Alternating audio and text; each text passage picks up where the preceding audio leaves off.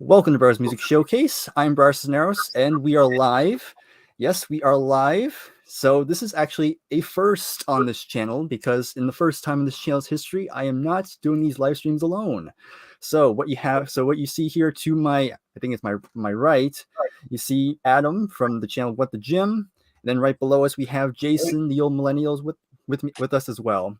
So I have worked with these two gentlemen for quite a bit now. We've collaborated on numerous live streams on both their channels. So I have a playlist on my channel.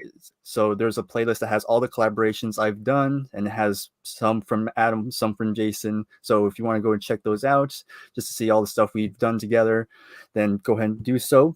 But again, since I've appeared on their channel so many times, I think the time is right to return the favor and have them appear on my channel for a bit. So welcome. Good to have you two here. So let's go ahead. Yeah, very cool. So let's go ahead. For those who aren't familiar with you two, let's have you two just quickly introduce yourselves. So let's go with Adam first, and then we'll go with Jason after. Well, my channel is called What the Gym, and I do all sorts of videos doing music and movies as well. I also do a lot of YouTube shorts, and I mainly do them on video games and TV shows, and do a lot of live streams, like collaborating with Jason and Bryer a lot. Yeah, I like doing all sorts of videos and shorts and live streams on my channel. You can find all that at What the Gym. All right. Very cool. Yeah, I'm Jason from Jason the Old Millennial. Similar to Adam, I cover both movies and music on my channel. I do a lot of lists and rankings and deep dives into different bands and artists and like my top 100 favorite albums ranking I'm doing right now. And I'm slowly collecting vinyl and CDs, not quite at the level of Bryer and Adam, but I'm getting there. So well, at least you have more vinyl than me, so I might have more vinyl, but you're catching up, I think. Also, a little bit, baby steps. Not as many CDs as you, Bryer. Yeah. No, not nearly. Yeah. All right. And just anything else you want to add, Jason, or is that all you wanted to mention? On my channel? Yeah. Yeah, I guess that's all. All right, it's very cool. So again, subscribe to these two. Their channel links are in the description. So again, please make sure you subscribe to them if you haven't already. So this is a very special type of live stream we're doing. If you see the title, we are going to be naming our top 10 favorite songs by my favorite band of all time, which is Queen. And of course, I got a little bit special because I have my Freddie shirt on, and I got my only Queen vinyl. Of course, it's Your Heart Attack there. Okay, so again, what has not been said about Queen, just one of the biggest bands to come from England. Just so many other songs has totally stood the test of time, all done by four gentlemen: Freddie Mercury, Brian May, Roger Taylor, and John Deacon. Just great songwriters and just so many great songs. And in this one, we're just going to name our top 10.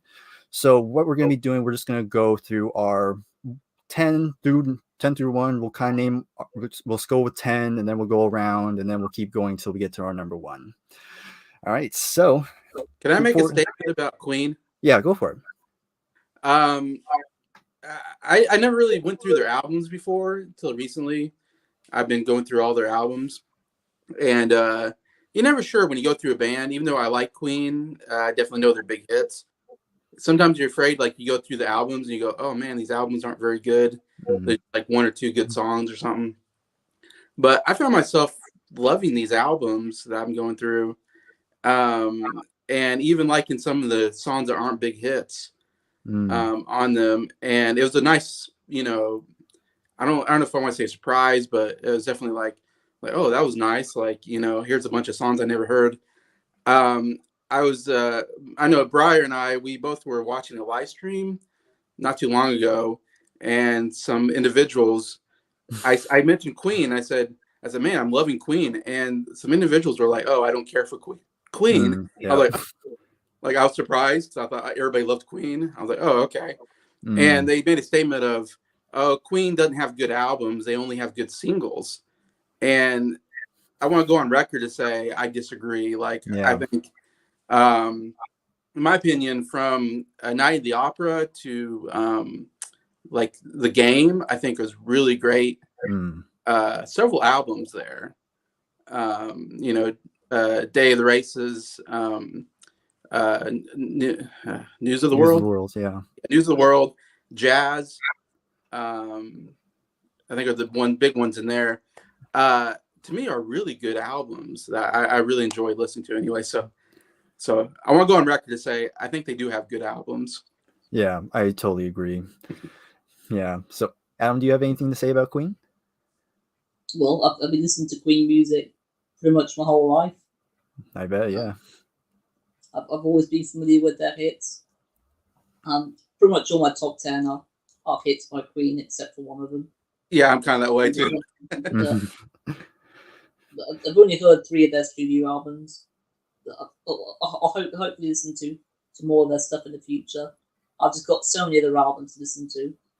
Yeah, the ones I've heard are and like at the Opera, which is my favourite of theirs. Also, News of the World and the Works, and also that Queen compilation, which is next to me. Yeah, So, yeah. I mean, Queen and that great hits like broke records or something. Yeah, it's one of the best-selling albums in Britain. In '81 or something like that. It sold incredibly well. Sorry, you were saying something, Bryer. I'm sorry. No, because that's a very good point. It is it's one of the best-selling albums in general in England, I think. So yeah, it's a really good compilation. I mean, I have that on CD. So just the last thing I'll say about Queen is, I've been a fan of Queen since 2015, and I mean, the first time I heard, the second I heard them, I was immediately hooked because they've made so many songs where you've heard before, but you didn't know it was Queen. Yeah. And I'm sure we'll talk about a couple of them as we go along here. Yeah. But when I found out that, Queen's made so many of these songs I know, I pretty much binged the whole catalog in one summer. So I've had the whole catalog on CD for a while now. So yeah, I'm very happy to talk more about 15 studio albums, right? Yeah, 15 studio albums, I would call. Yeah, I mean, Queen was the first video I'd done on this channel. I ranked the albums originally. Yeah. Of course, I don't literally. Of course, that video kind of terrible. I don't recommend watching that one. But I actually saw the video. I didn't think it was too bad. Yeah, it was it was primitive. I just had didn't have the best camera at the time. But for what it is, it's fine. But yeah, I think that's pretty much it. Let's quickly go to the chat because we have quite a bit of people talking. So first up, we have Jacob here saying what up. Good to see you. Nice to have you here. Fellow Queen fan. Yeah, big Queen fan. One of the best rock bands in history. I totally agree with that. And I know I made that controversial move when we did that live stream with Adam. I made that controversial move of putting Queen above the Beatles. So above the Beatles. I'm just about getting over that. Yeah. No regrets. No regrets for that. And then here's Garrett's. Hey, Garrett. Good to have you. Good to see you. Garrett just released his contest entry for my contest. We're gonna watch it once we're done here. So thank you, Garrett, again for submitting. Then Jacob has a live stream as well about Queen Wednesday nights at 9 p.m. Eastern Standard Time. Okay. All right, that should be cool. Good. Yeah, I'll see if I can check that out. Same here. All right. How'd you get the works on vinyl, Adam? It's hard to come by. I didn't know it was hard to come by, but I just found it in one of the record fairs I went to. Right. I saw it for a good price, so I decided to buy it. All right. Fair enough. Okay, looking forward to your rankings. Thank you. Still trying to figure out my concept album. Yeah, because Jacob said he's going to be submitting an entry as well. So, yeah, I'm looking forward to see what he comes up with. Okay, just released my concept video. Yep. Yeah. Kind of a mixture of The Who's Lifehouse and Rush's 2112. And Orson Welles. For a futuristic thing, I think. Yeah, all right. Ooh, that should be interesting. Yeah, I'm definitely looking forward to giving that a watch. Longest time I've only had Night of the Opera, but I found a night Day at the Races for $5. That's a steal. That's great. Yeah, I think I already forgot how much the mine was. I think it was like $11. Okay, that's good. Hey, Queen albums are pretty good all the way through, other than Hot Space. That record is horrible, other than Under Pressure. I mean, I kind of have a soft spot for that album, but I get it. I understand. Okay, and Jacob kind of agrees. Hot Space is disjointed, but still a fun album. Inspired Michael Jackson's Thriller. That is true. So it Really? deserves some credit. Very cool. Body language is so bad. Welcome to CD Superstars. That was my original name. What? That was the original name to the channel. CD Was Superstars. yeah, because again, all I had was CDs at the time. So, but I kind of changed it because after a while, I kind of thought, kind of childish sounding. Soft spot for Staying Power. That's a pretty good song. Song for Lemon's also pretty good off of Hot Space as well. We have Dusty Spins here. Voice felt Innuendo has never been really given the recognition it deserves. It feels like it was a strong album. I agree. It's in my top 3, honestly. Most fans usually do not have as much love for late in career albums. That's kind of true. Almost done here. We have Jacob. I'll admit, calling all girls is weak off the album, but I love Under Pressure. Yep. And then last one before we get started. So I gotta listen to Innuendo and Made in Heaven before my stream Wednesday. All right. I think you'll really enjoy Innuendo. Not sure how you'll think about Made in Heaven, because that's another one out those albums that are kind of mixed, but there's some good songs on it. All right, so without further ado, let's get with the ranking. So we'll start with our number 10. So we'll go in the same order I went through before. So we'll start with Adam, then we'll go Jason, and then myself. Okay, let's get to it. So for me, my number 10 is from the Jazz album, which came out in 1978, and it's the song Bicycle Race. Oh, really? All right. Yeah. Bye. I think it's got some of the best Queen harmonies here. I love the movie references, such as Star Wars and Jaws and Peter Pan. The song is like mini melody suite as well. It's like all sorts of different things going on in this song. Got great electric guitar work by Bryan May. And I love the bike noises in the background as well. It really makes you feel like you're on a bicycle race. But that's my number 10. All right, good start. Okay, Jason. Bicycle. I just think of like there's 2 girls riding a bicycle. I mean, if you see the music video, then there's plenty of that. Yeah, that's all I think about. Yeah. Bicycle. Yeah, it's catchy. Number 10, I went with I thought I had to put this on my list. It's so iconic. I couldn't leave it off, and that is "We Are the Champions," which I think is on News of the World, maybe. Yeah. It's like one of the maybe the second song or something. It's like second song.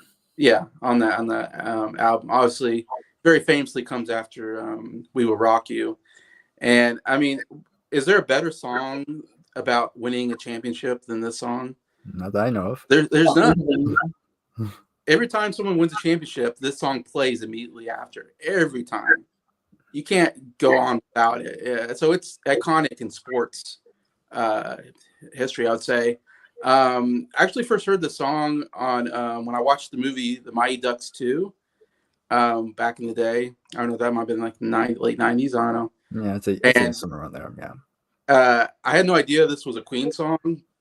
At the very end of the movie, if you've seen the movie or not, the Mighty Ducks, they win they win like this Junior Olympics contest.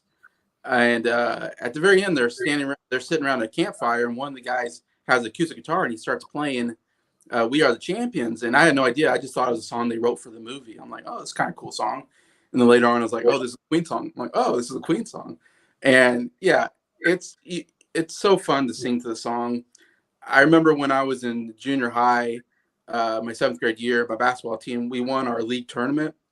Nice. And I remember, being so excited and had a gold medal. And even though I didn't play at all, I sat at the end of the bench, but I still got a medal for it. And I remember we're on the bus going back home, and we were singing "We Are the Champions." I mean, it's so fun to sing, and you have to win something. And so I feel like it has to be in my top 10 because it's so iconic. Yeah, very good choice. More on that later. So moving on. So for my number 10, I'm actually going to go with the deep cut here. So I'm going to go to Day at the Races. I'm going to go with the Millionaire Waltz. Just one of their more kind of their own like it's almost similar to Bohemian Rhapsody. It has a lot of like key changes, rhythm changes, time signature changes. But I love the intro where you have it just starts with Freddie on piano, and then John comes in with his melodic bass playing. It's just how they kind of those how the piano and the bass work on that intro. Just absolutely love that intro. And again, it has a waltz feel because again, it's called a Millionaire Waltz, so it has that arrangement to it. And the song was kind of it was kind of inspired by their manager at the time, John Reed, who was also Elton John's manager. So they kind of made that song kind of with him in mind. Of course, it was written by Freddie, of course. And so it has the main melody at the beginning, and then at some point it kind of goes to more, it kind of slows down. It's just Freddie on vocals. Then it picks it up into a more hard rock sound. Then you have Brian May who does the whole da, da, da, da, da, da, da, da, da, da, da. And it just sounds so good when he plays it on guitar. And then it kind of goes back into the main melody. But yeah, just a really great underrated song. I absolutely love how it's done. So that's gonna be my number 10. All right. So before we move on to Adams, I figured I was gonna throw in these songs I remember, and yeah, like, but yeah, it's a great deep cut. So let's go ahead. Shade ones. Yeah, yeah. So let's go with this catch cop with the chats. Let's see where do I leave off. Okay, I think we're here. Least favorite Queen album to date is A Kind of Magic. The unofficial Highlander soundtrack has some standouts, but kind of not really soundtrack stuff dates the album. Yeah, I can see it. There's some good songs on that one. I see where you're coming from. Who puts a bicycle bell solo in a song? I mean, that's a good question. Queen. Only Queen can. Will forever put "We Will Rock You" and "We Are the Kennedys" as one song. Yeah, I wasn't sure if I should put it as one song or separate it. Yeah, but I mean, I personally wouldn't have mind. I mean, radio does it all the time, so I wouldn't mind that. Top 10 Queen albums as of today: Night at the Opera #1, Sheer Heart Attack 2, News of the World 3, The Works 4, and then 5, A Day at the Races. Pretty good ranking. No jazz, man. Yeah. All right, let's go. Let's continue. So Adam, let's go with your number 9. Right, my number 9 is from the Hot Space album, which came out in 1982, and it's of course Under Pressure. Yeah, figure. Which is legendary. David Bowie on this, and it's a song that really makes you feel good. And well, you can also relate to the lyrics as well about feeling under pressure. Mm-hmm. I think we probably all feel like that. Oh yeah. It's certain points in our life. I love the piano, where the usage is of clicking in it, because you can subtly hear that. The song slowly builds up something awesome, and I think both Bowie and Mercury, they both sound fantastic together. I kind of wish they did a whole album together. So they're both really, really great together. Mm-hmm. That's my number 9. And also one of the most iconic bass riffs ever. Man. Yeah. Ding ding ding ding ding ding. It's very catchy. Yeah, of course. Vanilla Ice did this. Yeah, Vanilla Ice. We don't talk about him. Yeah, I'm not a fan of that one. You got sued for it. Yeah. And it's kind of funny story about that bass line is that when they were, of course, John was playing that bass line for hours until it was like ingrained in his head, and then they went out for lunch, and then when he came back, he forgot it. So luckily Roger remembers. So I was like, okay. So yeah, that happens. All right, so Jason, you're number 9. My number 9. This is the only kind of deep cut I have on my list that I just kind of discovered, and I was like, man, I love this song. And it's called "In Only 7 Days." Yeah, that's a good one. Which I don't know if that came off the Jazz album. Yeah, it was off Jazz. Yeah, well, Jazz has a bunch of great like hidden gems. That's why I love it. Yeah.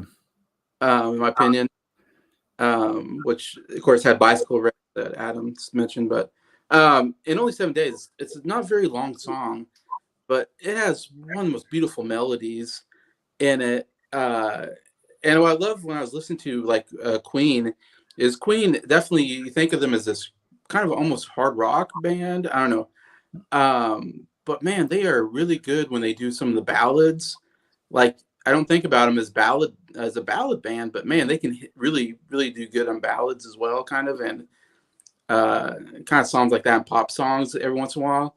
And because Mercury's voice can do anything, I feel like Yeah. he can do these hard rock ones, uh, and like I'll mention some other songs, and then he can do these beautiful piano ballads because he plays. I'm guessing he's playing piano on these. Yeah. I know he played piano on Bohemian Rhapsody. But this song, yeah. Uh, well, and I also like lyrically, it's kind of tells a story of this guy's going on vacation, and he sees a girl like on a beach, kind of falls in love with her.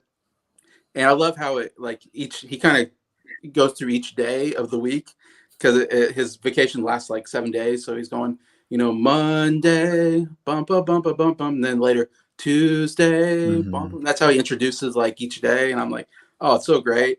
And so he basically like meets this girl, and they kind of have like a day together, like on Friday and Saturday. And I just love like he says like I was only with her like 7 days, but I'll have 300 days of memories or something like that, or 100 days of memories.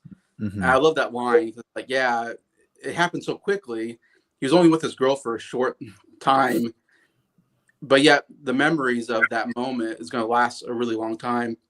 And so really great lyrics for such a kind of short, kind of nice ballad poppy song. It definitely sounds different than most of the other stuff I listen to from Queen. Mm-hmm. But yeah, just a really amazing song that I think you definitely need to check out if you haven't listened to on the Jazz album. Yeah, I've not very heard good that one. song. I'll listen to it after the stream. Yeah, it's a really good song. That was written by John Deacon, and he's kind of known Okay. for writing those kind of. Yeah, He you were writes saying? fast. Yeah, The romantic, doesn't he? yeah, he does a lot. Anything funky or kind of romantic, that's usually John. Okay, that's interesting. Yeah, but yeah, that's a great song. Yeah, it didn't make my top 10, but it's very close. I actually tried to learn that song on bass. Okay. All right, so let's go to my number 9. This one's sort of a deep cut. It was their second single, but it's not really as well known as some of their well-known singles. So it's going to go from their debut album, and it's going to go with "Liar." So this is kind of their more good like hard rock number. Just a great drum intro by Roger on that one. Then you have the main guitar riff, and it's just this absolutely rocks the whole time through. And I love the bridge, the instrumental breakdown. Again, you have another one of my favorite Brian May solos on it. Just sounds fantastic. And even John has a bass solo on it, which is pretty rare. You don't really see John doing like these little time in the spotlight, just him just really cranking it on the bass. But it was always a big highlight for me. It's just very catchy when they shout "liar." It's just, you can hear the aggression, and I just love the grit Freddie pulls. Like Jason's mentioned, like Freddie can just do anything. Like he can, if it needs to be soft, he can do it. If he needs to really go in on the words, he can just provide that grit that it needs. And you get all on the like these early albums, like he's like really seeing like the display of Freddie's capabilities on these early albums. So that's gonna be my number 2. So that's gonna be number 9. So "Liars" from me. So let's go to the chat. So Garrett says "Under Pressure" was a total ripoff of Vanilla Ice, just like when Madonna ripped off Weird Al. Well said. Or Well Michael said. Jackson ripped off. Yeah, exactly. Everybody's ripping off Weird Al. It's sad. Ripped off. Hey, give a listen to the entire Jazz album, Adam. Maybe someday. Yeah. All right. So let's continue on with number 8. Well, my number 8, this is my only deep cut for my top 10 Queen songs. And it's from the 1984 Works album. And it's the final track of the album, called "Is This the World We Created?" Good choice. It's an underrated classic to me. It's got beautiful acoustic guitar in this, and I think it's a perfect final song to the Works album, which I think is a very underrated album. And I think the song is just as relevant today, probably mainly with the lyrics. I love the echo effect on Freddie Mercury's voice. I think that sounds fantastic. it's just a song that I think not enough people talk about, and I think it's a brilliant one. Yeah, that's a good one. All right, Jason. All right. Number 8. I know this is one that I know is going to be on Bryer's list. I'm pretty positive. And it's called "The Show Must Go On." Okay, that sounds interesting. We'll see if that one makes it. Which I get a feeling Bryer can go more into this song. And I feel like this was one of the later albums, maybe. Yeah, this was off Innuendo. Innuendo, yeah. Yeah. And it's definitely got this epic feel to it, I guess. I don't know, it's epic, almost rock opera feel thing. Yeah. Where it starts off with like Freddie Mercury's voice, and I want to say like, I don't know if it's cellos or some kind of orchestra like behind it. And it sounds really great like that. I love how it begins with I don't know, it's like really fast like orchestra, dun dun dun dun dun dun, with his kind of really cool melody to begin the song. And then of course the rest of the band kicks in with "The Show Must Go On."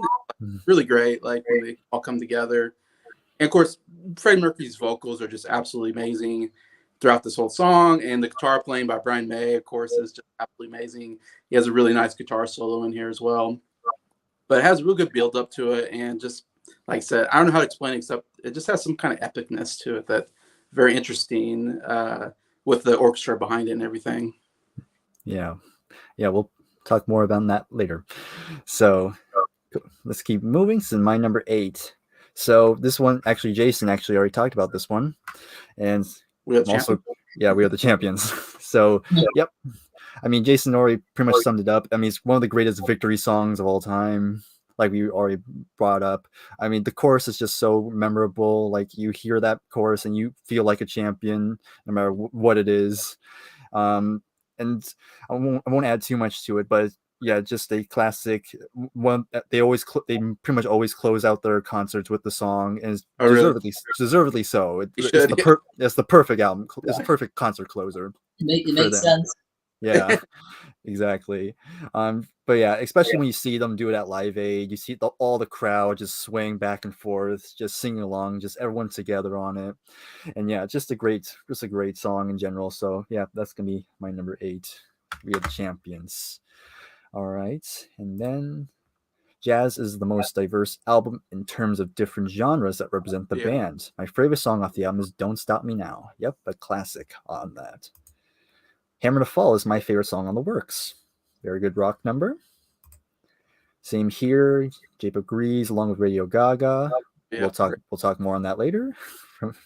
Probably, we'll see. I also really like "Las Palabras de Amor" off Hot Space. Yeah, that's probably one of my favorite songs on the album as well. All right, moving on to number 7. My number 7, I'm still continuing with the Works album, and it's the song "I Want to Break Free." Yeah, which is actually the first Queen song I ever knew. Okay, nice. It's got of course, incredible and iconic music video to this. Yeah, I was gonna say. Yep. That was the first time I ever saw Queen. That's a great first impression. Yeah. It's got awesome bass playing from John Deacon, who actually wrote this song. Mm-hmm. It contains one of my favourite guitar solos by Brian May. And it's a perfect 80s song. I think a lot of people can relate to it. It's a fantastic song. And what a way of first finding out about Queen. Yeah. Iconic one. Okay, Jason? That's a good one.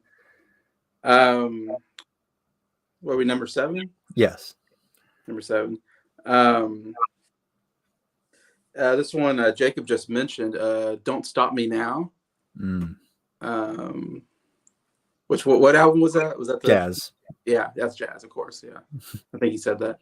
Yeah, it's another kind of somewhat really well known Queen song, but I just love the beginning. It kind of somewhat slower pace, and then all of a sudden it hits into. All of a sudden, all the instruments kind of come in or something, and it just goes into this really, really fun kind of almost pop song, I guess.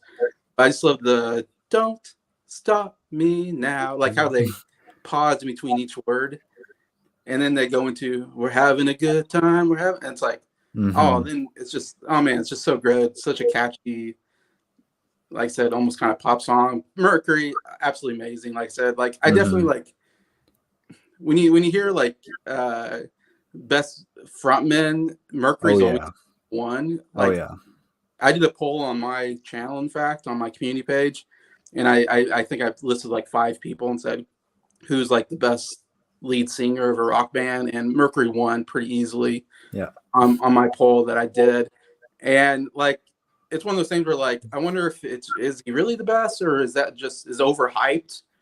And you know, when I'm listening to these songs, I'm just like, no, it's not overhyped. It's true. He's like the greatest. I mean, yeah. I have to say, as I listen to it, I go, yeah, I'm giving into the hype. It's he's so good. Like every song, like I said, no matter what style, he just kills it. And when you listen to him sing, you can picture him singing it, because I have, you know, visions in my head of him, you know, in this kind of crazy costumes that he has, and the way he walks around on stage, and, you know, the way he's just a showman and all this. Anyways, I don't know. I'm just kind of going on a tangent here, but yeah, I really enjoyed this song. Don't Stop Me Now. Yeah. I mean, you can tell Freddie wrote that one. Very obvious when you read the lyrics. I think it's slightly overplayed for me. Okay. Yeah, that's understandable. It's not on my top 10. Yeah, that's probably aside from, I mean, that's one of the songs that gets played on the radio a lot. So there's definitely some overplayed songs, but I love them. Yeah, I know, but yeah, but Don't Stop Me Now. Number one is an overplayed song, to be honest. But yeah, I don't fall into that trend myself. When a song's overplayed, I don't really fall into it. It's kind of like, yeah, it's overplayed for a reason. So what can I do? But yeah, great song, great pick. So let's go on to my number. I'm on 7. Yes. Yes. 7. Yeah. Okay. All right. So I'm gonna stick with News of the World, and I'm gonna go with another one that's, again, not quite a deep cut. It was released as a single, but again, another one of those songs that doesn't get talked to very much. And I'm gonna go with "Spread Your Wings." I love that song. Yeah. So it's another one written by John. Again, this is one of his more narrative type of songs, and it's just a great melody and a great message too, about a guy named Sammy working at this bar, and he kind of wants to leave and follow his dreams, but his boss is telling him, like, you'll never do it. You don't have the ambition to do it, and it's just a very, very nice melody to it. Like, I love the piano intro, and Freddie's vocals on it is just perfect for what it's needed. And funny enough, this is actually I think the first Queen song to not have any backing vocals at all. This is just purely Freddie singing it. Okay. Yeah, it's just Freddie singing it, and you almost don't miss the harmonies, actually, because I don't think it was that necessary. But again, very great song, and I love the closing solo by Brian May on it. Another one of my favorite solos by him. And funny enough, the music video, if you ever look at the music video, is the same place where they shot "We Will Rock You." It's in Roger's backyard, basically. So, yeah, very underrated song. So it's my number 7. I'm gonna check out that song again when you heard it once. Yeah, it's a really good one. Yeah, it's definitely one that came close to my top 10. I really like it. Yeah. Okay, see what chat says. An underrated song off the works that's not a hit single is "Keep Passing the Open Windows." All right, not a bad song. Feels like something you hear on a rock opera, Broadway play, or something. Yeah, I can hear that. I can hear it. Take that, Mick Jagger.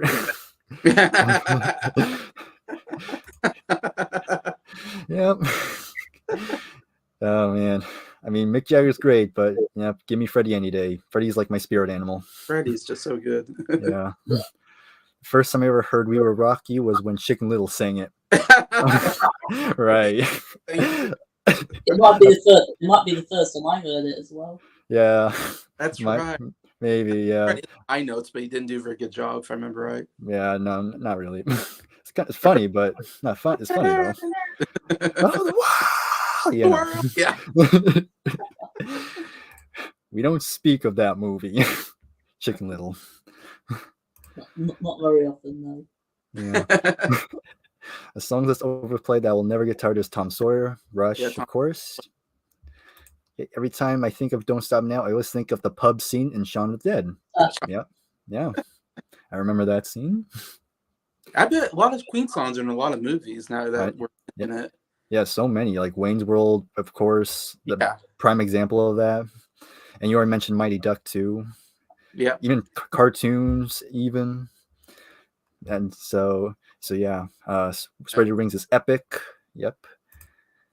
Brian May's guitar is like an orchestra. Yeah, that's why he's my favorite. That's why he's my favorite guitar player. So good. Yeah. Yeah, you Like hear top five. you just hear his guitar and you just know it's him. He's probably even in my top 3. Yeah. Yeah, definitely in my top 5 probably. Mm-hmm. He has such an interesting tone. I don't know. There's like something just different about his guitar. Like he has this different tone to it. Yeah, You know? and it comes down to because he built his guitar with his Yeah, he dad, built. Yeah. Yeah. and also the amps he used, because John actually made the amps they use. So is that combination, is that what gives Brian that very unique sound to him? Yeah. That's just synonymous with their sound. Awesome. All right, so we're on number 6 now. All right, so Adam, go ahead. Well, we're now into 1975 with the Night at the Opera album, and it's the song "Love of My Life," Yeah. which is one of my favorite Queen ballads. Mm-hmm. It's got a stunning harp at the beginning of the song, and got some of my favorite piano playing in this. Yeah. It's got lovely subtle harmonies in it, and I think it's an amazing love song. It's one of the best love songs I've heard. I can never get enough of this one. It's one of my favorite songs from A Night at the Opera. Mm-hmm. Yeah. Yeah. Yeah. It's one of the most beautiful ballads. I don't know if you've seen the movie Bohemian Rhapsody. Mm-hmm. But Seen it. I didn't really know the song, but when I remember I was watching that movie, there's a scene where he's playing the song in Rio de Janeiro, Brazil, or Yeah. something.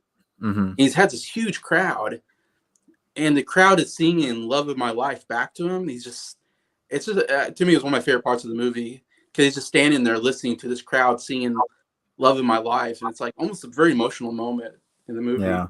I was like, man, that'd be awesome to be standing there and hearing that crowd. Yeah. Of course, that scene's not entirely accurate, but I still love the movie. I still love the movie because that moment actually took place in the 80s, where that scene in the movie looks like it was 70s. But yeah, it's like, but it's based on the real thing. But yeah, when you see Freddie do it live, he's always having the crowd sing it back to him, and it's always just one of the big highlights of the concert from what I can tell. And of course, it was written by Mary Austin, Freddie's girlfriend at the time. Yeah.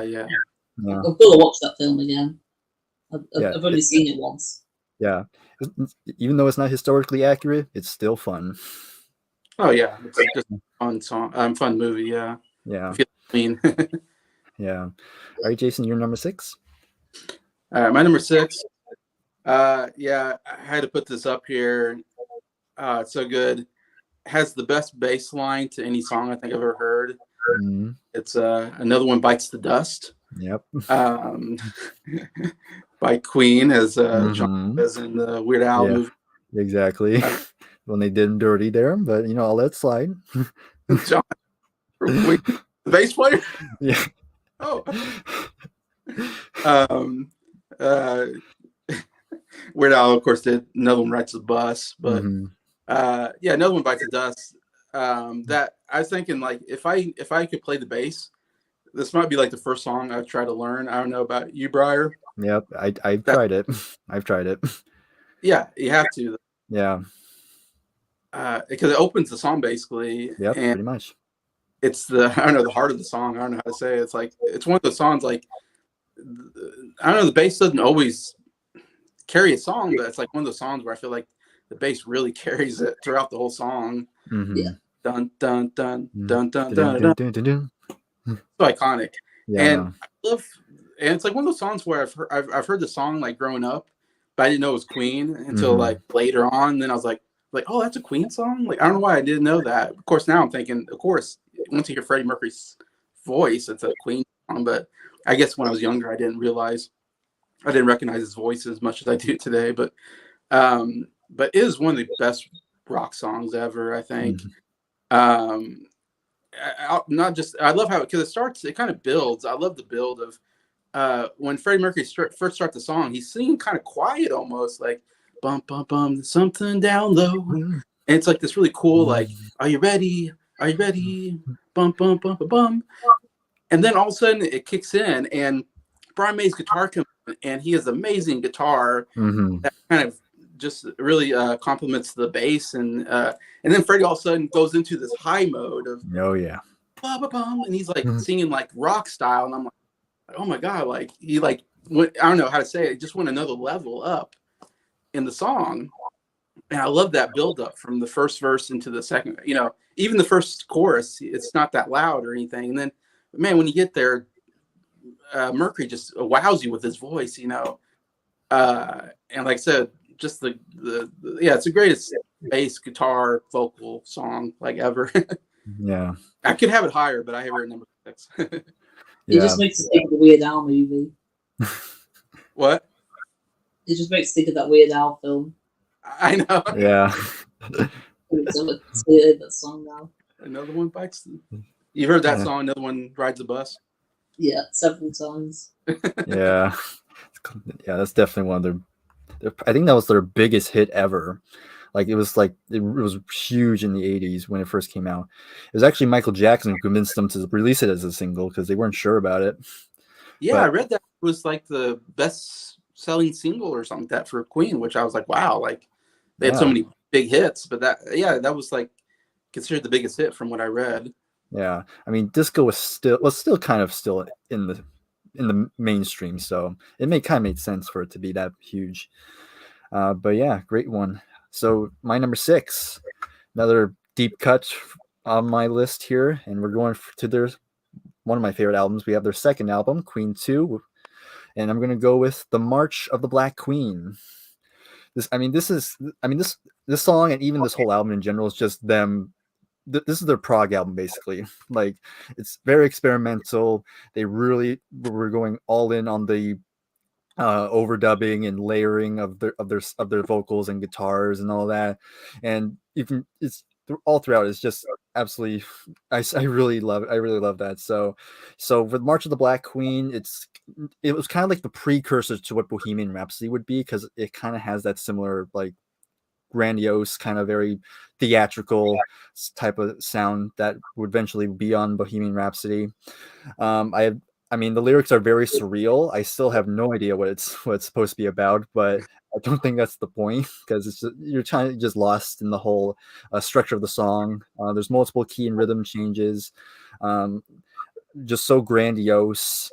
And this was kind of the origin of the whole. They overdubbed so much that the tape actually came back transparent. So just shows just how far they were pushing their boundaries in terms of their sound.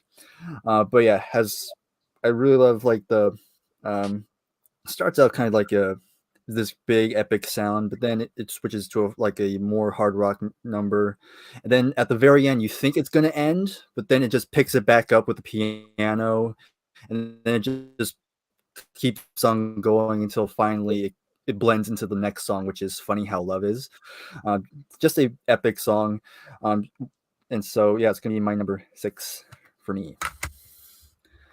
Okay, so let's keep going. Got a few more here. Starting to think Alex Lifeson's my favorite guitar player, of course, from Rush. Yep, very good player. Brian May also plays with a coin instead of a pick. He inspired me to do the same. That's also true. Yeah, that's another good point. Yeah, I heard, I always hear different stories of what kind of coin. I heard it's a very specific British coin. But you can, I think the equivalent, like a quarter maybe, if we were to do it here in the U.S. But I heard that coin is no longer in print, but the government makes coins purposely just for him. So so there you go. Very cool. Bohemian Rhapsody, the movie, has its flaws, but Rami Malek definitely did his homework and crushes Freddie. Yeah, I agree. He did a great job. Yeah. I think he deserved that Oscar. Yeah, definitely. Yeah, I agree. The Live Aid scene elevates the movie to another level. Yeah. Definitely the highlight of the film. Yeah. I mean, the perfect way to close that movie. Yeah. The Live Aid sequence helped elevate to a meh movie to a good one. Very fair. Another One Bites the Dust was almost the theme song to Rocky 3, but they turned it down and they got Eye of the Tiger. Which is another great song. Yeah, another classic for the best. I think agreeing with Jacob there. Another One Bites the Dust and Crazy Little Things I Love were Queen's only #1 hits in the US. Really? Wow. Yeah. Those are the two big songs off that album. Yeah. The Game, yeah. Was that the game? Yeah, that was yeah. the game. I couldn't listen to Another One Bites the Dust when I was younger because my mom Googled that the song said it's fun to smoke marijuana. Yeah, if you played that, you played it backwards. Another One Bites the Dust is it's fun to smoke marijuana backwards. I don't know. It's just it's like it's like that backward thing. It's like trying to cancel a song, but so and it's we like live whatever. In the Bible Belt. Yeah. You can't listen to those kind of songs. Yeah, but that really was. Like, of course, that wasn't the intention. But whatever. March of the Black Queen was the precursor to the Bohemian Rhapsody. Yes, March of the Black Queen is a great song. I think it's a companion song to Brian's White Queen song, with the White Queen being a sweet, perfect woman. Yep, I totally see that. And the Black Queen being a bad girl. I play with a Kennedy 50-cent coin. All right. Nice. The $50. Yeah. From 71 too. It's great. It's great year music, 71. Yeah, great year. All right, so now we're. Sorry, what were we saying? Was that when they're? Well, 71. Maybe that's just okay. Yeah, I think he was referring to the coin. Okay. Yeah. I was thinking, or the 73 was their first album. Yeah, 73. Yeah, 73 was the first album. Yeah, 73. Which reminds me that their first album is going to be 50 years old this year. Oh wow. Yeah. So yeah, I'm looking forward to that.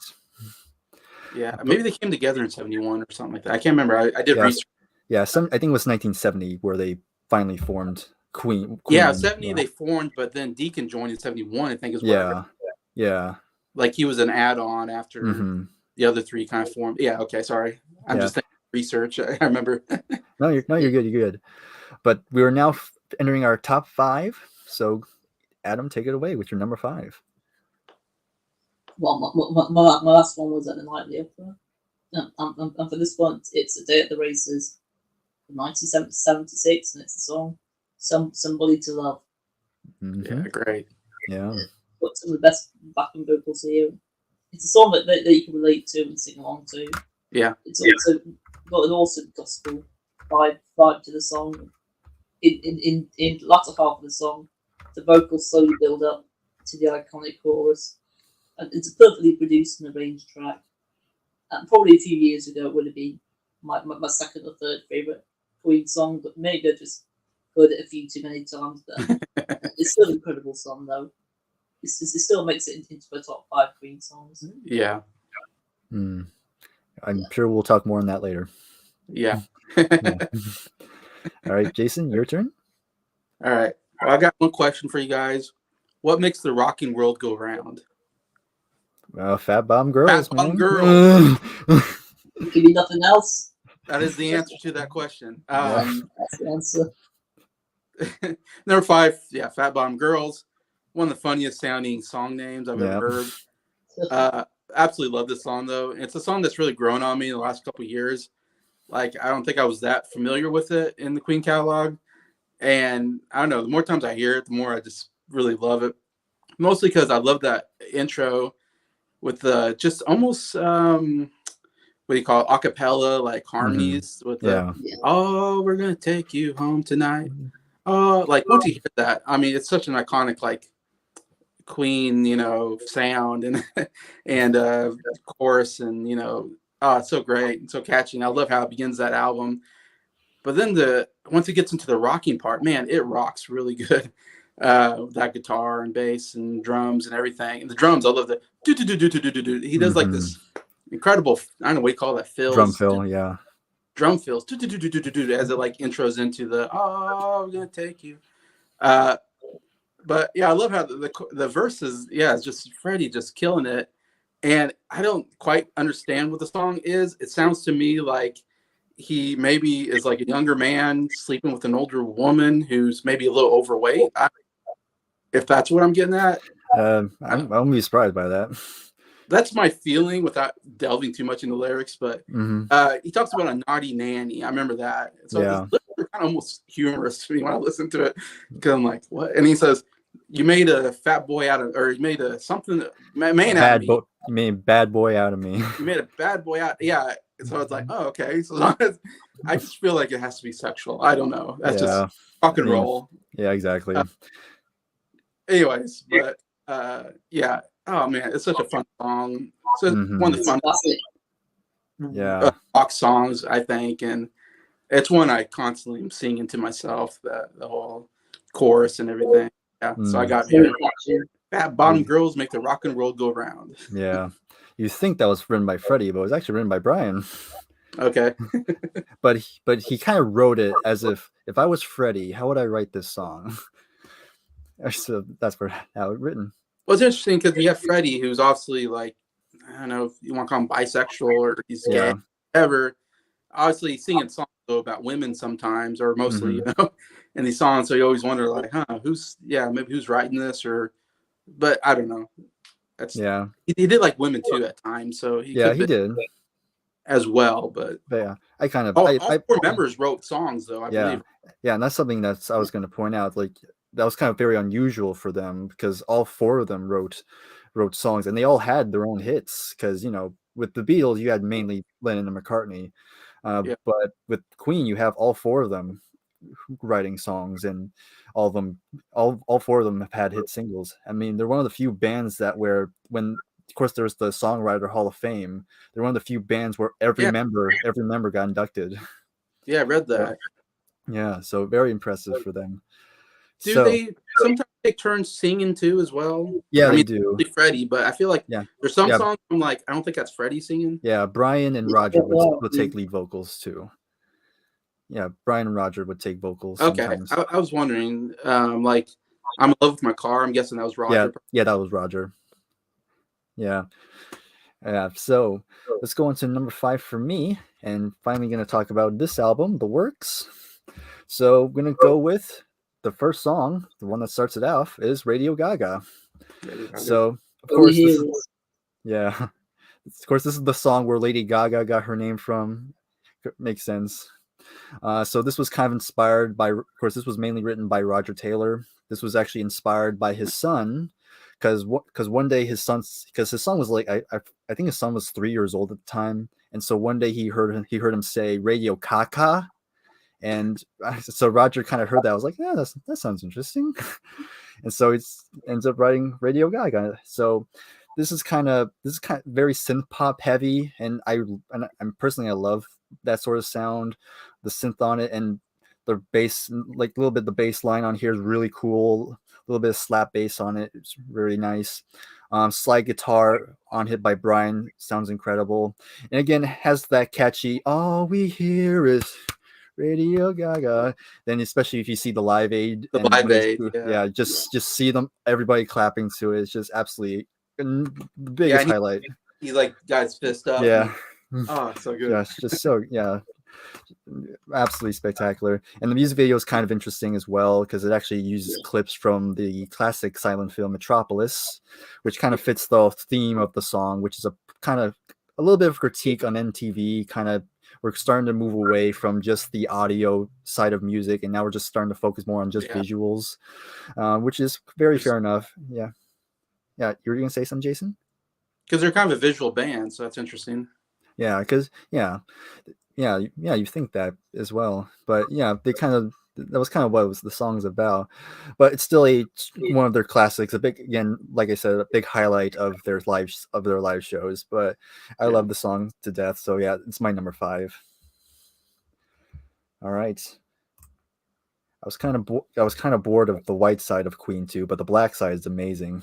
Which is that's how it was divided. Side 1 was considered the white side, and side 2 is the black side, where Bryan mainly wrote the songs on side 1, then Freddie wrote everything on side 2. Okay, Love of My Life was my theme song in high school. I'm sure that was many. Yeah, that was Yeah, I felt that. Yeah, in Yeah. times of my life. Mm. Somebody to Love is in the top tier. The gospel influence is amazing, and being single, it's super relatable. Yeah, yeah. Yep. I'm sure we can figure out what FBG means. Yeah. Yeah. Don't need to say anything more than that.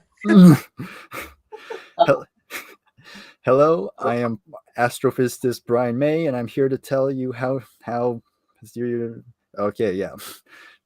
That's exactly. Yeah, he was an astrophysicist. Yep.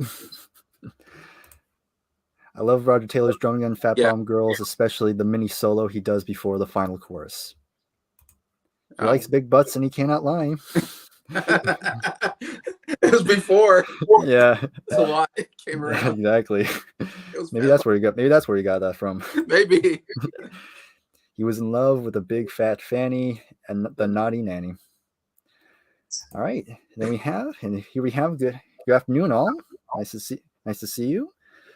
Of course, I see you. He's on Rachel's Ghost sometimes, so it's nice to see you here. All right, let's move on to number 4.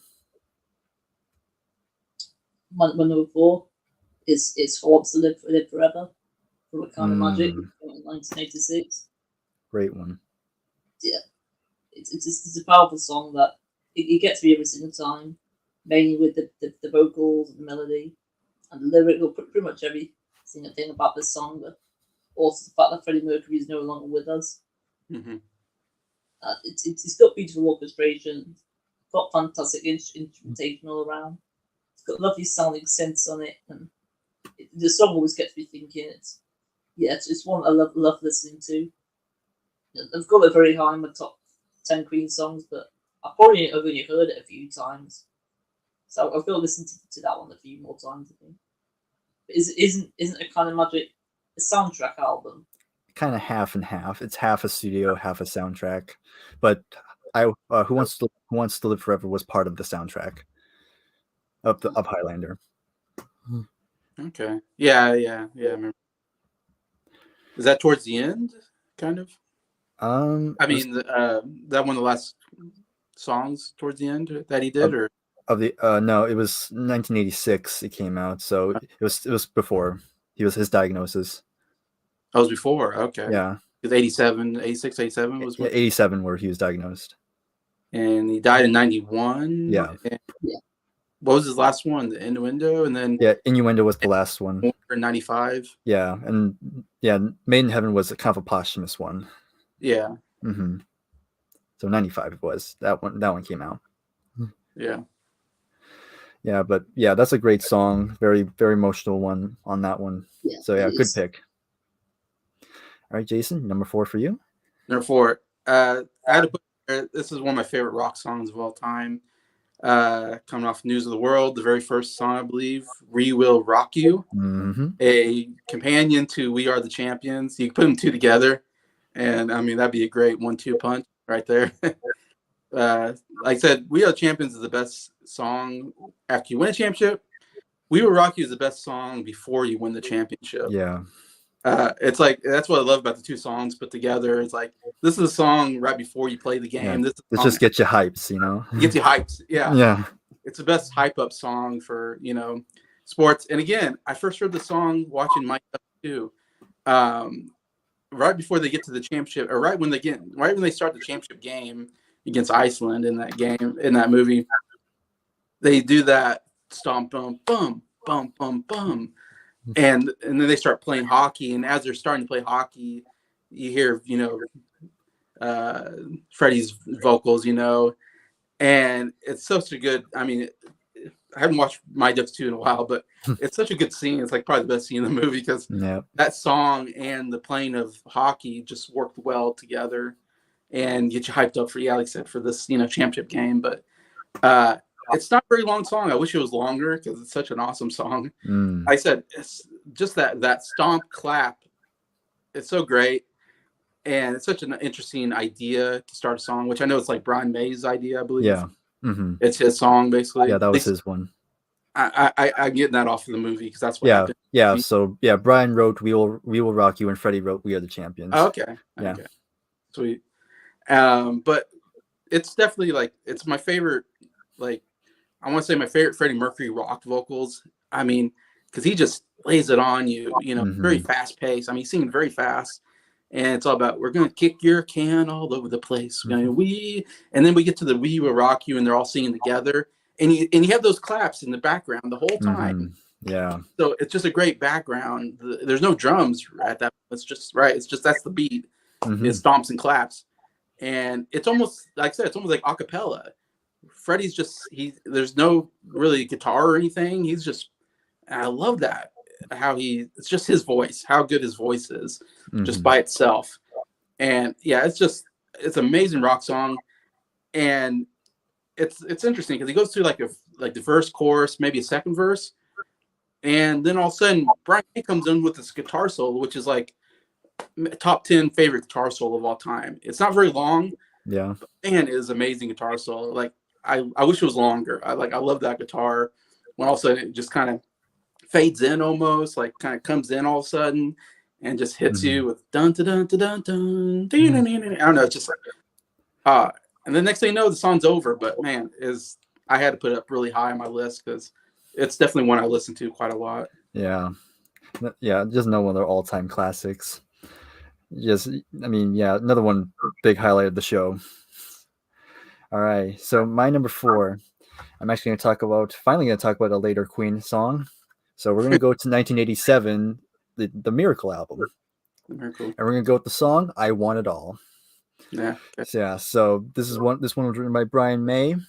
And I've heard conflicting stories of where the song came from, but the one I hear is that it was actually inspired by Brian's wife at the time, who saw their shows, and she's like, "Oh man, it must be awesome to have that. I want it all." And when he heard that, I was like, "That's a good idea," and it's just a great It's just a great motivational song. Just if you just have a goal, you just that's pretty much the whole thing. You want it all. You want to achieve whatever goal you have in mind. And this one probably has this one, and maybe my number 1 song has my favorite Bryan May guitar solo, because the whole solo, like it's just so fast paced, and then Roger's going very fast on the drums during that whole bridge. And again, Freddie's vocals on that track, just again really applying that grit. And by this point he was diagnosed, and it was starting to show a little bit, but even with his illness, he was just still giving it his all, and just giving the emotion the song needed. But yeah, the chorus is catchy. The bass work is very good as well. It's just a very great late period Queen Queen song. So that's gonna be my number 4. Yeah, you have a lot of the earlier, don't you, on your list? Maybe. Yeah, mainly the early stuff, because that's kind of where I tend to gravitate towards. Like I said, all my songs I feel like are from Night of the Opera to jazz or the game. Like that's my period. I don't know. Yeah, I don't know if that's the middle period, kind of. I don't know. I would say that's kind of like the middle period, but the whole 70s period to me was what I think of Queen, and I really enjoy a lot of the 80s stuff as well. But I usually tend to gravitate to the 70s personally. Yeah. All right, let's see what's. Yeah, even though It Kind of Magic's my least favorite Queen album, Who Wants to Live Forever is a fantastic song, especially the orchestral production. Yeah. I can't separate We Will Rock You and We Are the Champions from one another. Yeah, most can't. I guess I could have put them as one song, but I don't know. Yeah, that's fine. Yeah, it's fine. I mean, yeah. One of the funniest songs misquoted I've heard is "Kicking Your." Oh man, no! I have 4 cats. Bryer wouldn't like that. Yeah, I wouldn't like that. They've got 9 lives though. Well, that's true. Dang it. But still, I wouldn't. Oh man. I listened to The Miracle for the first time yesterday. Solid album. I Want It All is the best song. Yep, I agree. Yeah. All right, now we're up to our top 3. So, Adam?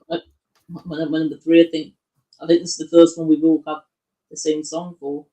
That's We Are the Champions. There we go. From News of the World, which came out in 1977. It's a song that's very simple, but it definitely is effective. It's one of Queen's shorter songs, but it makes it more replayable, in my opinion, even though it's a very overplayed song. this is an anthemic masterpiece. And Mhm. the song lifts your spirits up. It's perfect for when you win something. And the instruments are fantastic. In my opinion, they get a bit overlooked on this song. I feel like it's the vocals and the lyrics that people think of this song for the most. But I think the instruments are used very, very well here. But yeah, it's the third for a Queen song. Always been one of my favorites from them. Very cool. All three of us got it. Yeah. That's interesting. We haven't really done too much of the same songs, have we? Not really. Up to this point. Yeah, not too much. I mean, I guess says they have a lot of good songs, but yeah, it shows you. All right. Number 3 for me, Adam mentioned it. Definitely one of their signature songs, I think, and that's "Somebody to Love." I hear number 3. Just amazing piano, vocal song, and some good guitar, I think, is in there as well. But like his vocals are just, I would say it's every song, but and it's hard to say which one's his best, but it's another just great vocal work by Freddie Mercury here. Mm-hmm. You know, when he does that "Somebody to Love," when he does that, it's like, oh, it's so good. And then the backgrounds, the high pitched like harmonies going along with it. Yeah, it's a great melody, and I love the somebody, and anybody. Like, it's so good the way they do that. And then the best part of the song is the very end. I want to say, where it's like it builds up very softly with "Find somebody to love," find like that. I think. Somebody. Yeah. And it gets louder and louder. Mm-hmm. I love when songs do that, when it builds up from soft to loud, and that's such a great example of that. And the whole song is kind of this way, and then all of a sudden this part, like all of a sudden it's like separate from everything else. All of a sudden it's like it's another part of the song that's almost different, because all of a sudden it's into this just repeating the same line over and over again and until you get back to the it's just an amazing song. Yeah. All right. So my number 3, and I'm going to talk about this one finally. And I'm going to go with Bohemian Rhapsody. Number 3. The big one. Yeah, the big one. Their masterpiece, basically. Yeah. So what has not been said about this song? I mean, it's regarded as one of the greatest rock song ever composed. I mean, you have the acapella section, you know, the iconic "Is this the real life? Is this just fantasy?" line. Just one of the greatest opening lyrics to a song. Then you get to the ballad intro where it's Freddie on piano, and I just love how Freddie does it. He's playing it, but then he crosses over to hit the notes. It's just like so. Oh man, I can when because people have done it where they don't do it, and I'm like, oh, you're missing. That's the best part. Why are you not doing it? You have to do that part. Yeah. So yeah, I mean, I agree. Yeah, the vocals during that section is great, and then you get to Brian's guitar solo, one of his most iconic solos ever, and then it just goes right into the operatic section. I mean, it's just so left field. It's left field. Like honestly, when I can only imagine how people heard this for the first time back then. But I say even today, it's still very shocking if you hadn't heard it before, because like it just takes you completely left field. Because like. But once you get used to it, it's kind of like that's like one of the big highlights of the song. And of course, the harmonies on it is just like it just keeps on going. And then it builds and builds until you get to that very high note, the "For Me" part that's actually done by Roger doing. Oh, that's a high note. Yeah, I mean Roger, he had some of the highest vocals in the band, if you believe that. But yeah, and then it goes right into the hard rock section where you have that iconic guitar riff, like da da da da da da da da da, which again, Wayne's World, you just have to bang your head to it. Yeah. But then once after all that, it finally calms down, then it goes back to the ballad, and where it finally closes out, and then you have Brian doing some more of that, some gorgeous guitar lines, and then it finally ends off with "Anyway the Wind Blows," and then you hear the gong. And it's just like a funny story about that. Yeah. What was that, Adam? Is there a I've story? got a funny story about that. Okay. About the end part, but I might get to this song in a minute. You'll get to it. Yeah. So I'll let you explain when it's your turn. But yeah, I mean, just a great song. It's gone down a little bit because I've heard it so many times, but I can't deny it. It has to be in my top 5. So Okay. number 3 is of course Bohemian Rhapsody. I'm sure there's some people that are like, oh, I hate Bohemian Rhapsody. Yeah. You know, and we'll keep it out of their top 10. But I'm like, man, top 10's not complete without that song. I don't know. I know. Yeah. To me. Yeah, I agree. Okay, let's continue on with the chat. Let's see where did I leave off again. Did I do this one? Okay, I did this one. Okay, my introduction to Somebody Love was actually when Brittany Murphy singing in Happy Feet. Oh yeah, I remember that. She did. I didn't remember that. Okay. Yeah, her version's pretty good. Yeah, it's not bad. There's a lot of songs in that movie. Yeah, I mean, there are many Queen songs in Happy Feet. Oh, really? Yeah, I think in the sequel they did We Are the Champions and Under Pressure. Oh, okay. Yeah. My other favorite songs misquote from Bohemian Spare him his life from his warm sausage tea. What the heck is sausage tea? That's I don't know, but I'm not sure if I'll drink that. Yeah, No, probably not. I would not drink that. Yeah, no. I also love the Muppets version of Bohemian Rhapsody. Yeah. I don't really think I've seen the Muppets version. Weird Al Yankovic did a version of Bohemian Yeah, Rhapsody. he did a polka rendition of it. Polka version of it. I want maybe Alpalooza. I can't remember. One of those like mid-period stuff. Early 90s, I think. Yeah. Yeah. I don't mind it when a song is overplayed if it's a legit good song. Yeah. That's fair. Yeah. Yeah. All right, Adam, you're number 2. Number 2 is from the Works album, and it's Radio Gaga. Hey. It's my favorite song for the 1980s.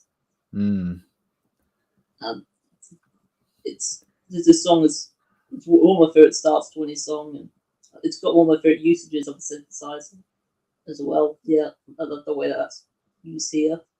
The song does mean a lot to me. It's very nostalgic as well to me, and at one point it was my favorite. No, not only my favorite Queen song, but my favorite song of all time. A few years ago, it isn't now, but it doesn't stop me from still singing away, tapping away to the song. Yeah, I absolutely love Radio Gaga. It's definitely a Queen classic, and yeah, it's in my top 20 songs of all time. Okay, cool. Nice. I feel bad I don't have it up there as high as you guys. Okay. That's okay. I didn't realize that was such a pop. Yeah, it's pretty big. Yeah. All right, Jason, you're number 2. All right, number 2. No one's mentioned, and I have a feeling no one's mentioned this song, but so I don't know if it's a surprise it's this high, but I absolutely love the song. It's "You're My Best Friend," which was off of "The Night at the Opera," which was a radio hit because I know I've heard it on radio quite a lot. Yeah. Maybe I feel like it's maybe the second best song behind. I mean, second most well-known song behind Bohemian Rhapsody. Probably. Yeah, I'd say so. Another John song. Yeah, I know it was John. Yeah, wrote this about his like wife, or whatever. Yeah, that's like the one thing I knew about the song was like, yeah, John wrote this really nice romantic song. It's another one of the songs that I've heard on the radio quite a lot. I think growing up, had no idea it was a Queen song because it sounds to me different than most Queen songs.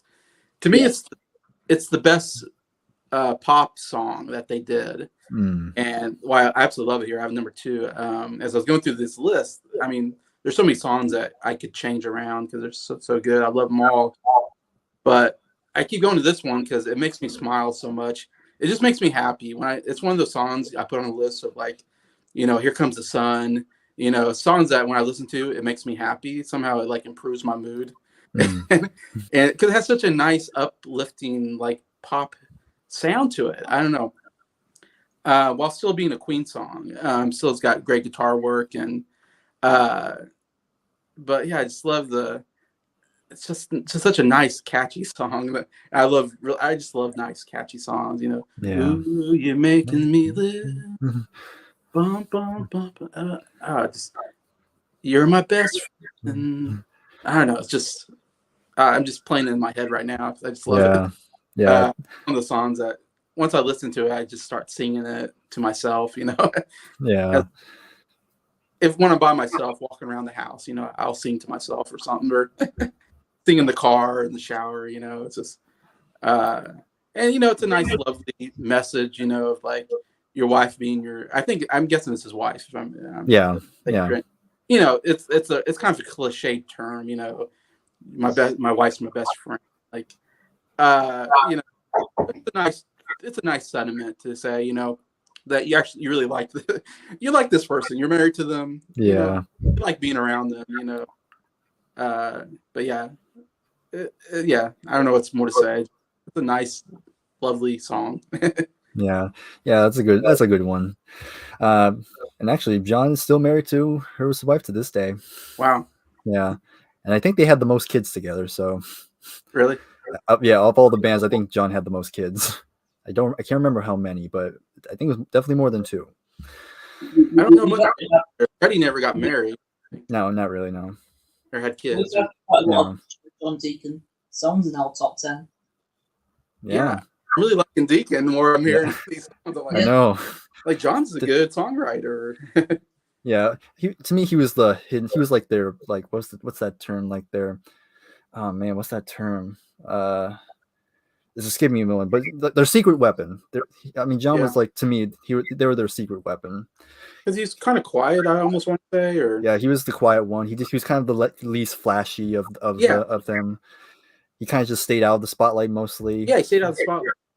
Yeah, so yeah, but but if you really look, he was really contributing. Like he wrote some. Like we already mentioned another one by Sedest. You're My Best Friend. I Want to Break Free. Like all of them were giant big, some of their biggest hits. So wow. Yeah. All right. So my number 2. So we all had We Are the Champions, but we are gonna have this song in common. Going to this one is Somebody to Love. Yeah, I say I must be left on your list. Yeah, it's so I don't have much else to add because you both kind of already talked great detail about it. It's the perfect blend of rock and gospel, and it's just, this was Freddie's like love letter to Aretha Franklin, because of course Aretha is one of his big influences. Absolutely, he adored Aretha Franklin, so it just kind of wrote this with her in mind. And again, you can hear it in terms of how Freddie's delivering the vocals, and again the whole choir backing vocals on it, which is just amazing. And we kind of talked about it, but their harmonies between Brian, Roger, and Freddie, Roger, and Brian, just some of the best in music in general, I must say, because it's just the 3 of them, but it's just how they're harmonizing and how they're layering them. It just sounds like a giant choir's with them, but it's just mainly just 3 people. It's just really absolutely spectacular.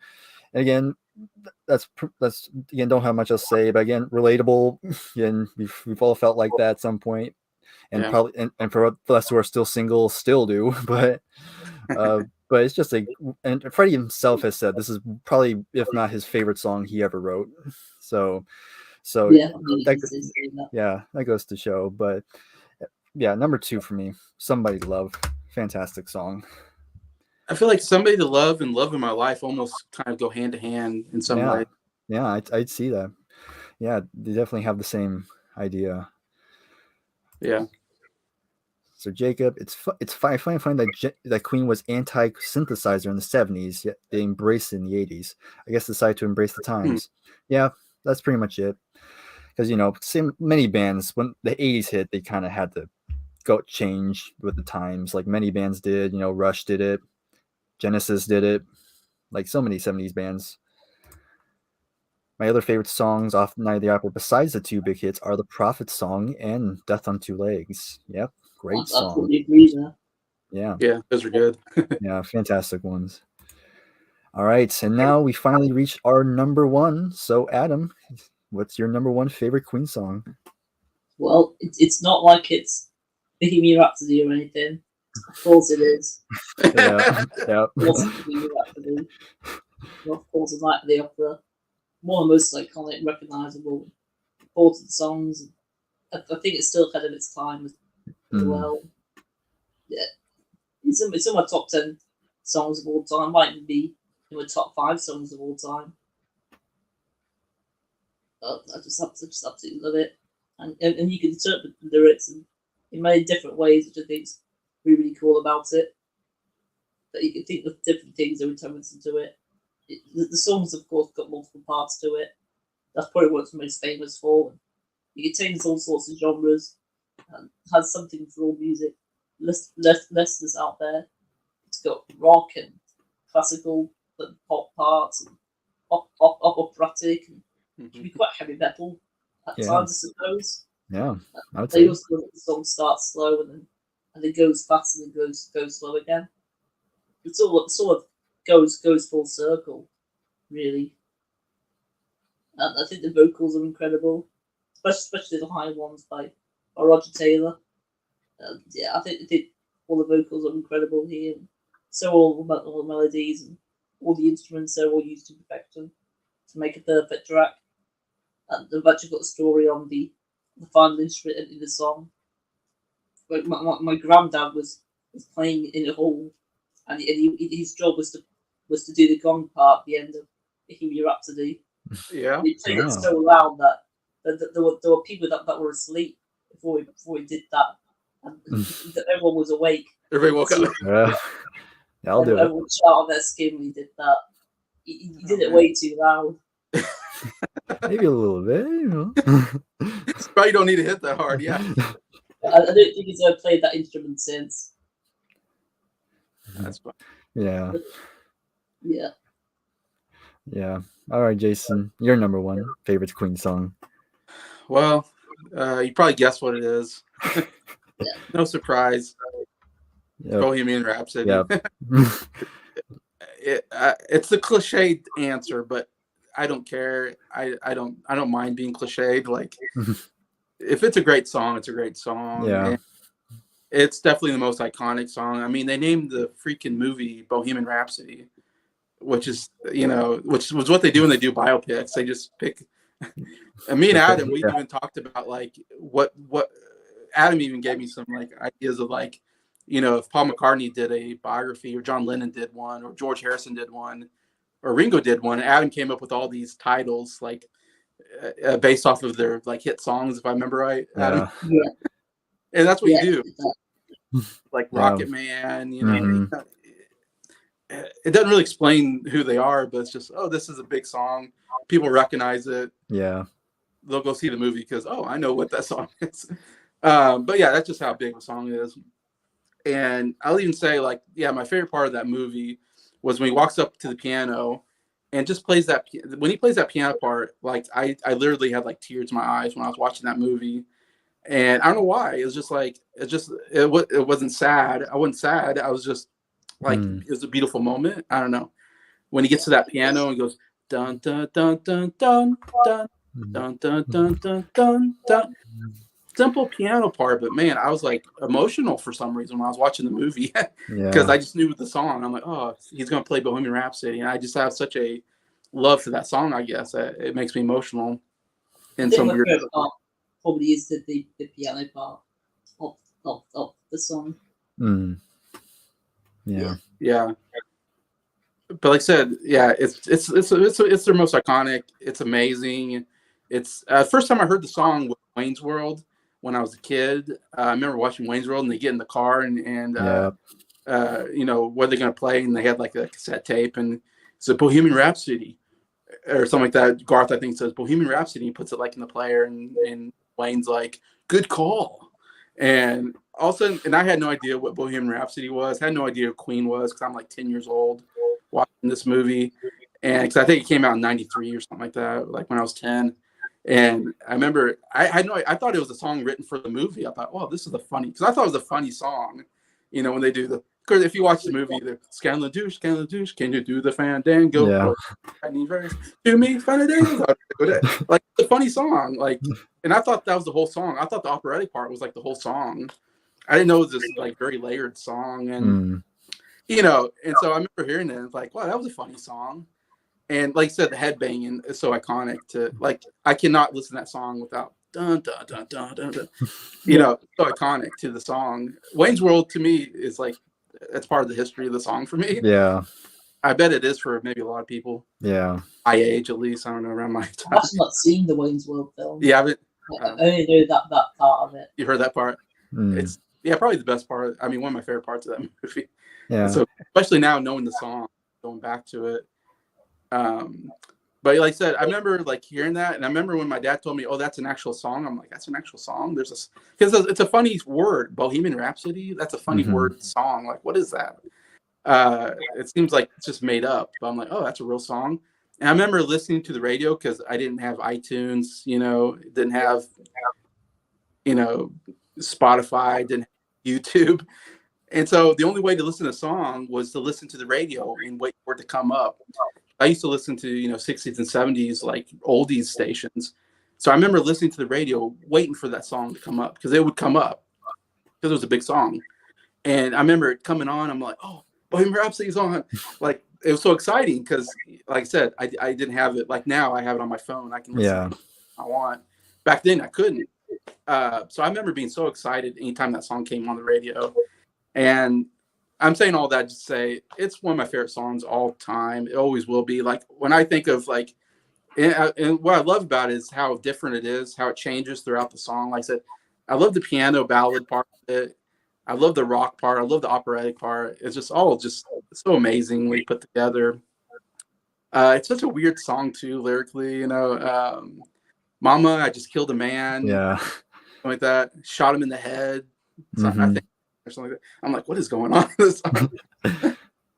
He murdered somebody. I don't know what the song's about, but I don't know if it's about anything. But it's great. Lyrics are great, even though I don't get it. Yeah. But if I'm putting like, if we're doing like, S tier, A tier, B tier, when you do those tier rankings, like for me, it's always it's gotta be an S tier. S tier is always Bohemian Rhapsody, Stairway to Heaven, Sweet Judy Blue Eyes, Day in the Life. Yeah. What? Day in Life. Day in the Life. Day in the Life. That's a good one. Yeah, Day in the Life.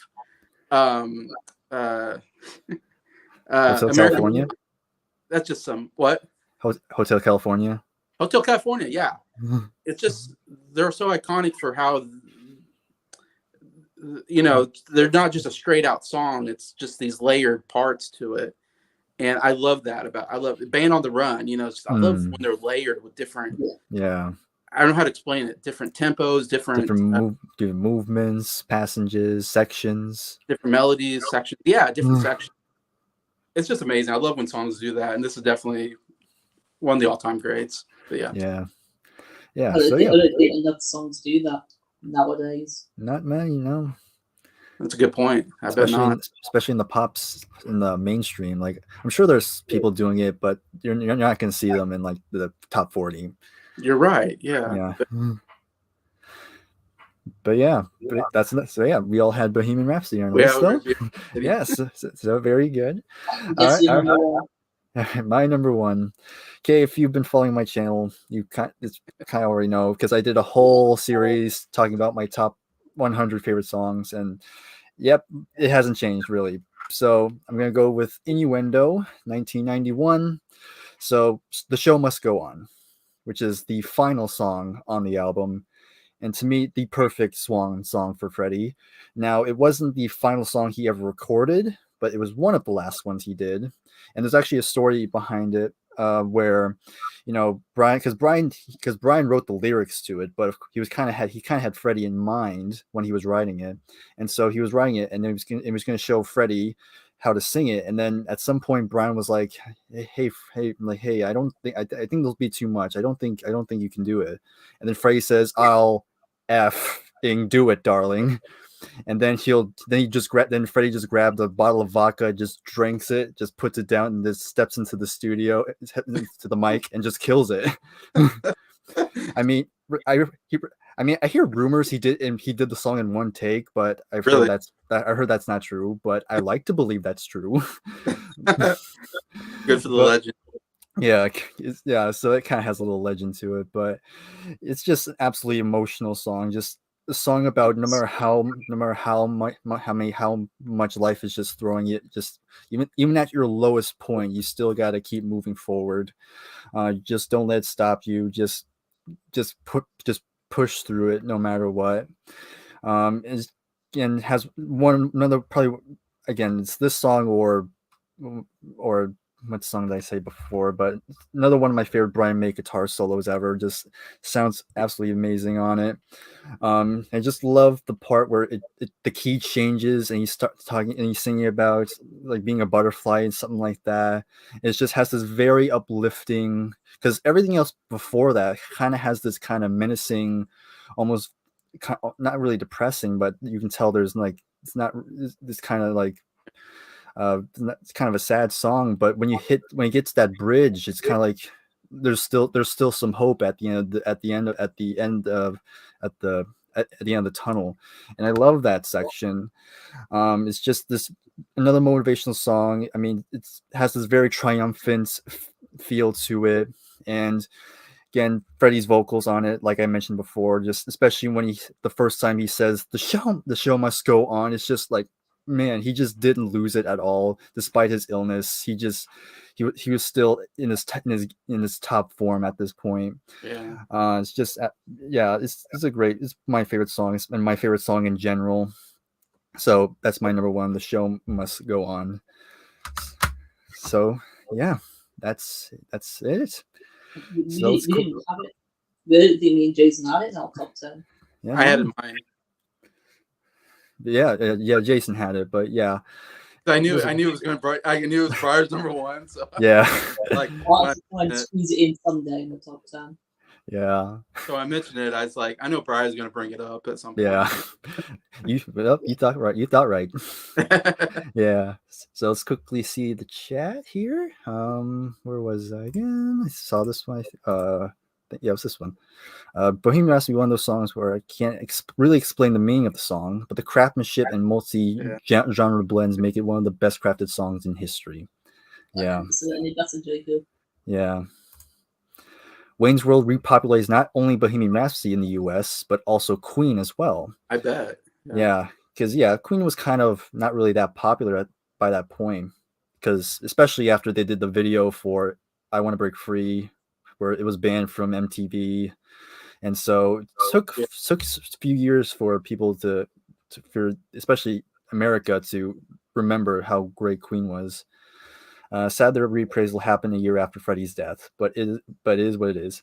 Well, there's actually or Wayne's World, yeah. Yeah, of course, at least a happy thing about it. Like while Wayne's World was being recorded, they actually showed Brian. They showed Brian the stuff that he got for the Bohemian Rhapsody scene. They wanted to show him it, and Brian actually really loved. He actually really loved it. And actually, Freddie was still alive when they were filming, and so Brian showed Freddie, and Freddie loved it as well. So it's kind of nice that Freddie got. Of course, he died.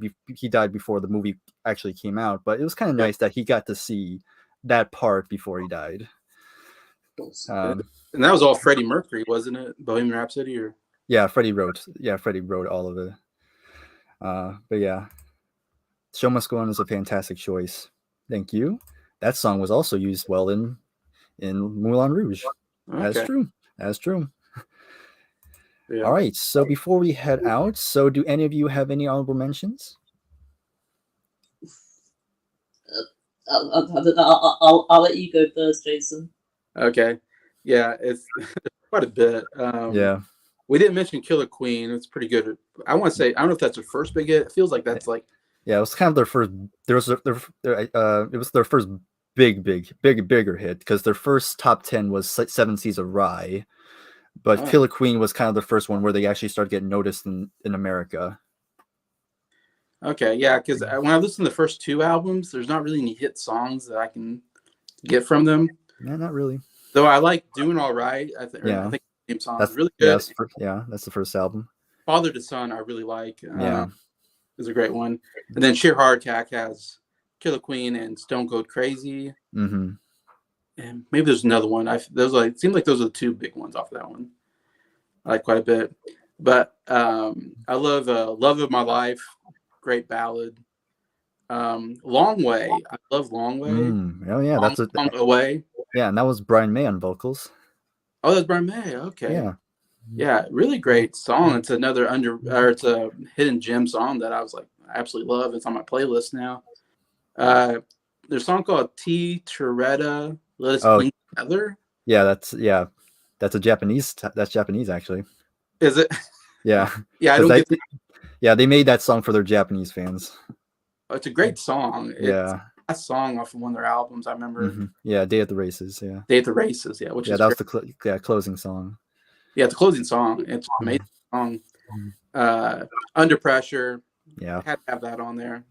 Best bass, one of the best bass lines, along with No One Rides the Bus, or No One Rides, No One Bites the Dust. There you go. No one rides the bus. I have I Want to Break Free. Another one. Yeah, I feel like I had to be on here somewhere. Another song, it's kind of a hidden gem to me, is a song called Jealousy. Oh yeah, that's a good one. I really enjoyed, and I can't remember. It's on like Day of the Race. Yeah, the Jazz.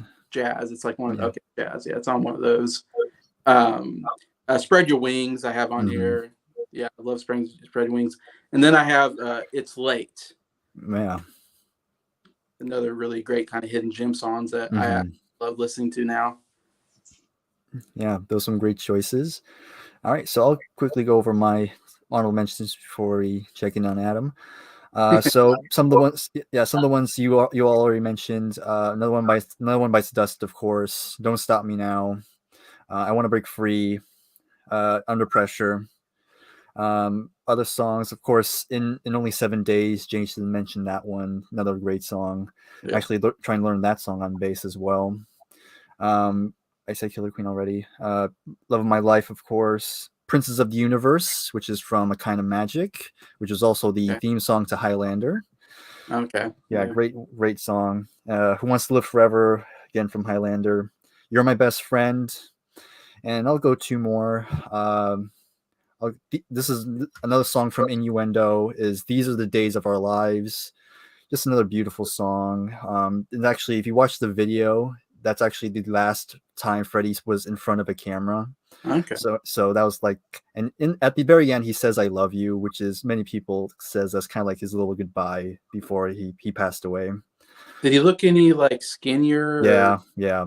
Okay. You could tell because he was wearing a ton of makeup because he was also had lots of like scars and like lesions everywhere on his face. So he had to wear tons of makeup. Yeah. But yeah, you can tell like he's all skinny, like looks very weak. But yeah, it's still a very lovely song. And then last one I'll go with one more deep cut, and I'll go with from A Night at the Opera, 39. Good one. Yeah. Just that didn't sound like Freddie on that one either. Yeah, that was also Brian May. Okay, I was gonna say, I remember listening to that and going, "Is this Queen?" And I was like, "Oh, yeah, that's so nice." But yeah. All right. So Adam, do you have any honorables? Well, first of all, I might swap my number 10. Okay. I'm going to go with The Show Must Go On. There you go. There you go. The ones I'm going to go with from The Night of the Opera. I'm going to go with the Prophet song, as well as You're Being My Best Friend. For the works, I'll go with It's a Hard Life. I'll go with that one. And Hammer to Fall as well. And the Finese of the World, I'll go with We Will Rock You, of course. Yeah, I think I'll also go with looking at the greatest hits right now. Probably Fat Bottom Girls will be in there. Yep. Probably the other ones are probably.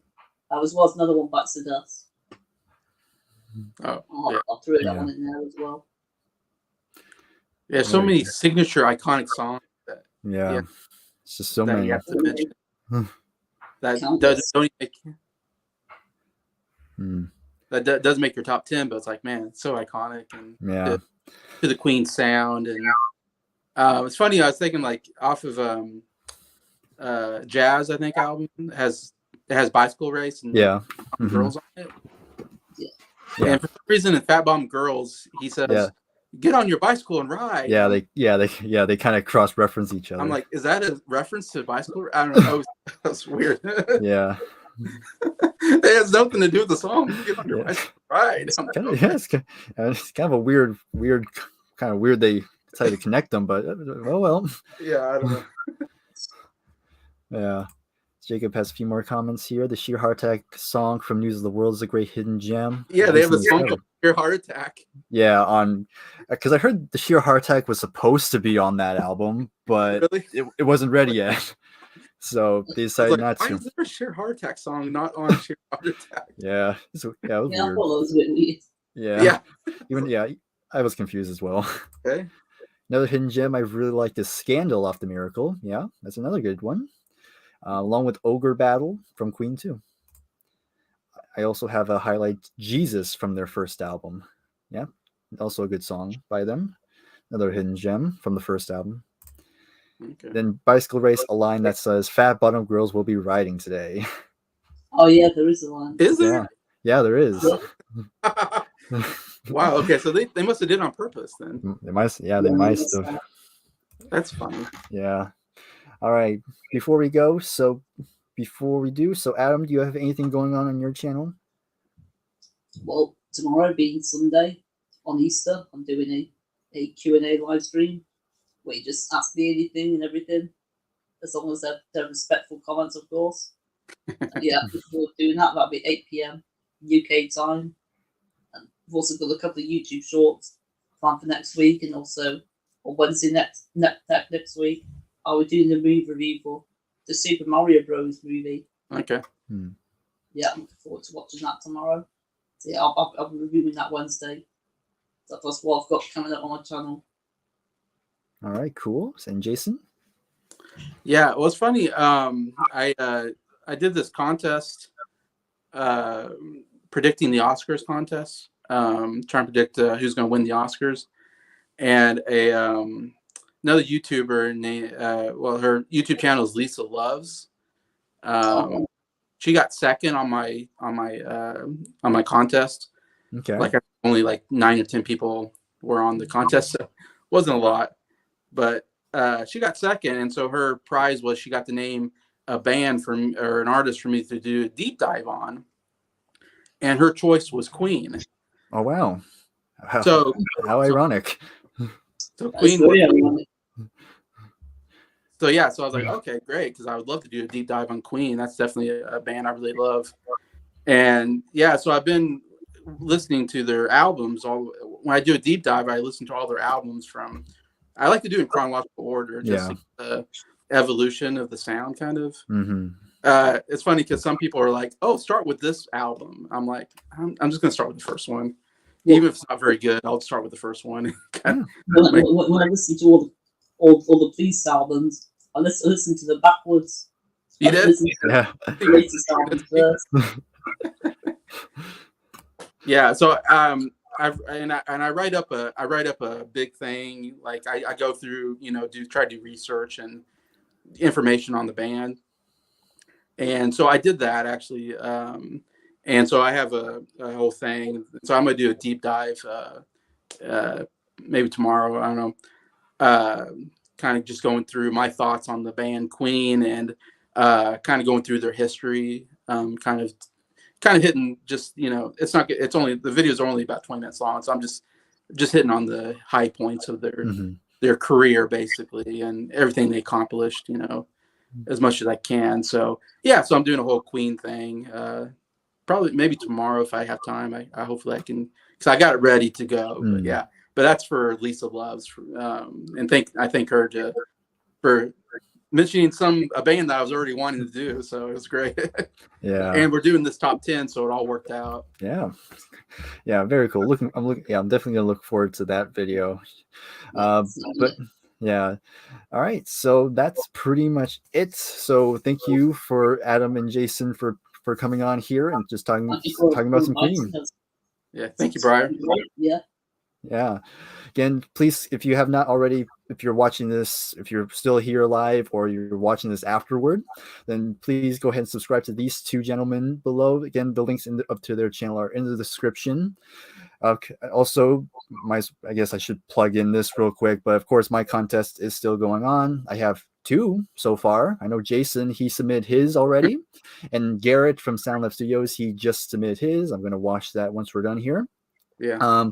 But yep, you can just create your own concept album, or a very, I guess, a very embellished compilation album, if you want to put it that way. But With a theme to it.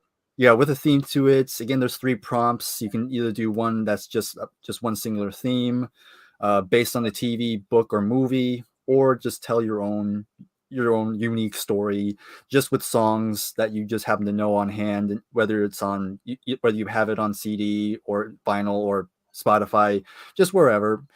And yeah, you have until June 1st, so still plenty of time. So yep, just try to get that as soon as you can if you're interested. There's gift cards on the line, so the highest goes up to 50. So if you want a $50 gift card, then sign up for it.